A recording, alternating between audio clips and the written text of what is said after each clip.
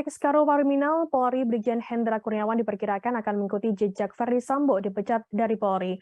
Pengamat kepolisian dari Institute for Security and Strategic Studies atau ISES, Bambang Rukminto mengungkapkan nasib Brigjen Hendra diprediksi sama seperti Verdi Sambo.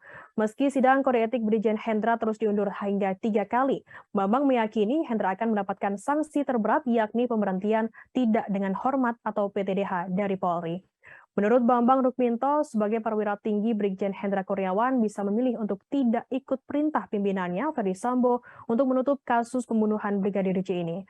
Selain itu, peran Brigjen Hendra Kurniawan dalam menghalangi penyidikan kematian Brigadir J juga berat. Brigjen Hendra terlibat dalam menghilangkan CCTV vital di rumah dinas Verdi Sambo, tempat pembunuhan Brigadir J. Yang juga disebut melarang keluarga untuk merekam jasad Brigadir J karena alasan aib.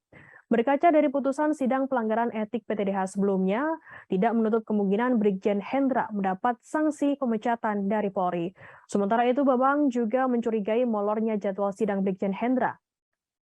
Brigjen Hendra sendiri diketahui menjalani sidang etik pada 7 September lalu, namun sidangnya ditunda hingga dijadwalkan ulang untuk ketiga kalinya pada 21 September.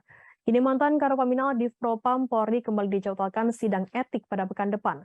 Disampaikan Dedi, Kadif Propam Polri, alasan sidang etik Brigjen Hendra ditunda adalah kondisi saksi yang tak memungkinkan hadir lantaran sakit.